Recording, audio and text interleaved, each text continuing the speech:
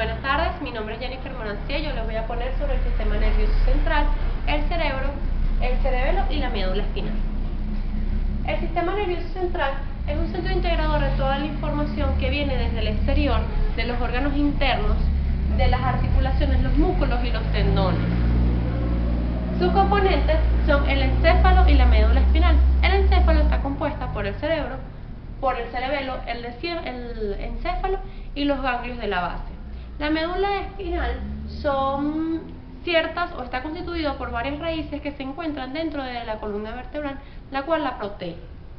Tanto el encéfalo, podemos ver aquí el cerebro, y la médula espinal están compuestas por sustancia gris y sustancia blanca. Y esta sin tejido conectivo. El cerebro. ¿Qué es el cerebro? El cerebro está compuesto por dos hemisferios, derecho e izquierdo. Estos están conectados a través de un cuerpo calloso que los une. Cada hemisferio posee 4 lóbulos: el frontal, el occipital, el temporal y el parietal, que luego posteriormente los explicaremos. El cerebro consta de circunvalaciones y surcos.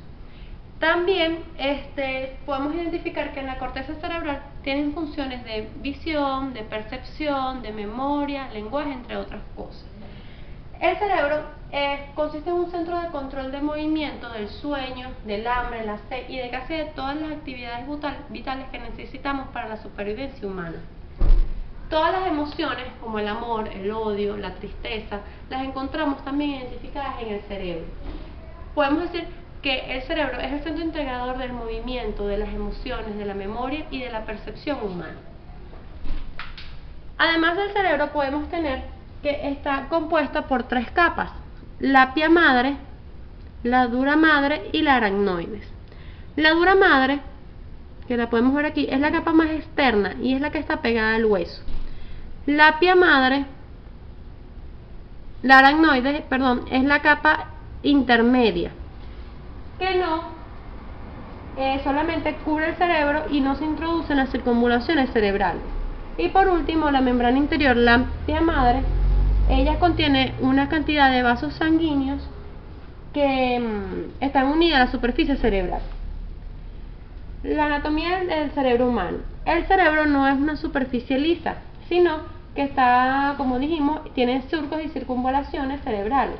A los surcos más profundos se les denomina fisura. Dentro de la más destacada tenemos la fisura interhemisférica, que es la que separa a los dos hemisferios, la de Silvio y la de Rolando. Los lóbulos cerebrales. Esta fisura, nos ayudan a identificar los lóbulos. Como dijimos, la fisura de Silvio nos indica a separar el lóbulo temporal. La fisura de Rolando nos ayuda a identificar el lóbulo frontal y el lóbulo parietal y nos indica exactamente dónde queda la mitad del cerebro. Estos lóbulos generalmente se sitúan debajo del hueso que recibe su nombre, es decir, el lóbulo frontal se sitúa debajo del lóbulo frontal, del hueso frontal, el parietal debajo del hueso parietal y así sucesivamente. El cerebro realmente tiene 5 funciones, las cuales son percepción, retención, análisis, emisión y control. Y funciona a base de sus 2 hemisferios. El hemisferio derecho recibe y expresa toda la información sensorial. Tiene el sentido musical, sentido del arte, la imaginación, la creatividad, mientras que el hemisferio izquierdo se encarga del razonamiento lógico, de las matemáticas, del lenguaje, es más crítico y sobre todo lógico. El cerebelo. El cerebelo es después del cerebro, la porción más grande del encéfalo. Ocupa la fosa craneal posterior y se localiza debajo de los lóbulos occipital y temporal. Es la parte del encéfalo encargada de controlar la postura y el equilibrio. Al igual que la corteza cerebral, las neuronas del cerebelo también están organizadas en capas. Encontramos la capa molecular, la capa media o células de Purkinje y la capa profunda o granulosa. Entre las funciones encontramos: se asocia a actividades motoras iniciadas en otras partes del sistema nervioso. Contribuye al control de los movimientos voluntarios proporcionándoles precisión y coordinación. Regula la coordinación y la contracción de los músculos esqueléticos. Controla los impulsos necesarios para llevar a cabo cada movimiento.